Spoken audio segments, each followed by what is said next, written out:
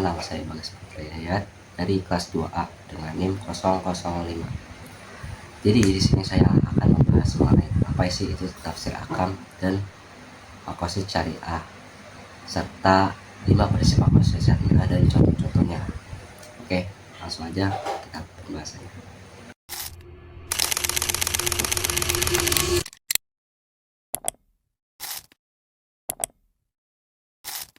Oke, tafsir akam. Apa sih tafsir akam itu? Nah, tafsir akam ini adalah cara kita membedah ayat-ayat Al-Quran, tapi fokusnya itu ke aturan hukum dan fikihnya aja gitu. Tapi kan Al-Quran itu luas banget ya. Ada persoalan tentang Nabi dan Rasul, hari kiamat, bahkan surga dan neraka gitu. Nah, kalau tafsir akam ini itu khusus nyari jawaban kayak ayat ini gitu kayak memerintahkan kita untuk apa sih, atau larangan dari ayat ini tuh apa gitu.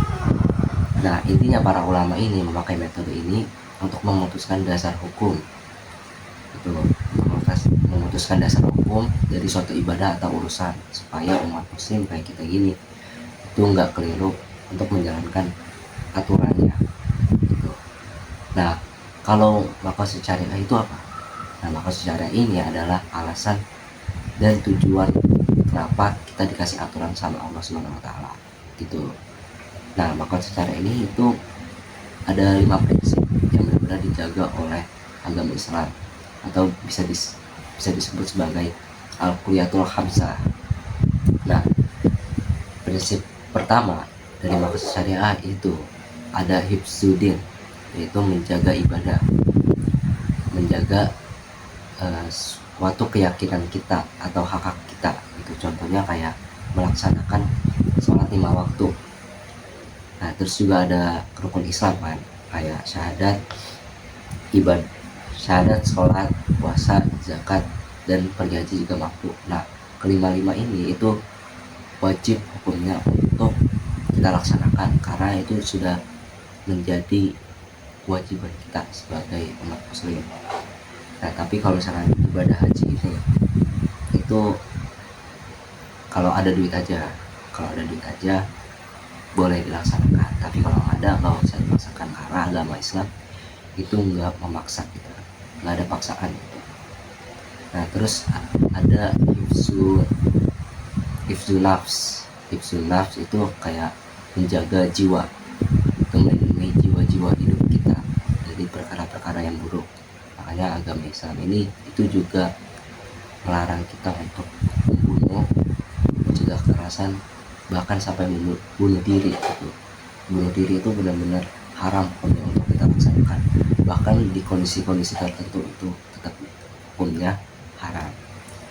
Terus ada hifzu akli, itu menjaga akal, melindungi fungsi-fungsi akal dari suatu perkara yang haram.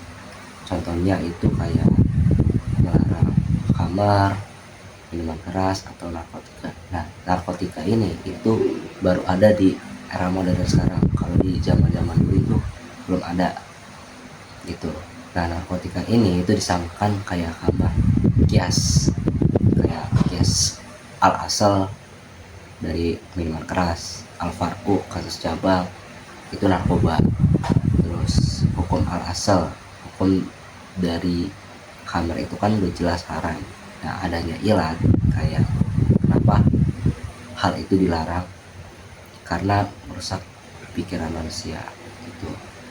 Terus ada hifzu mal, yaitu menjaga harta, melindungi hak kepemilikan harta yang sah gitu. Islam juga melarang riba, terus pencurian atau perampokan gitu, karena ya emang hukumnya haram gitu.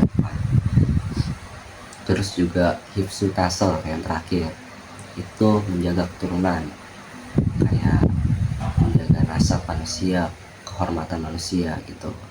Nah, contohnya itu pensyariatan nikah yang sah dan melarang zina gitu. Nah, zina ini kan marak banget di era-era sekarang ini karena manusia kurang bisa menjaga hawa nafsunya.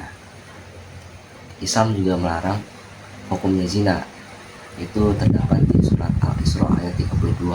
yang berbunyi wala taqrabuz zina, dan janganlah kamu mendekati zina. Bahkan mendekati aja pun gak boleh gitu, apalagi melakukannya, karena ya sesimpel hukumnya itu haram. Oke, sekian dari saya, kurang lebihnya mohon maaf. Wassalamualaikum warahmatullahi wabarakatuh.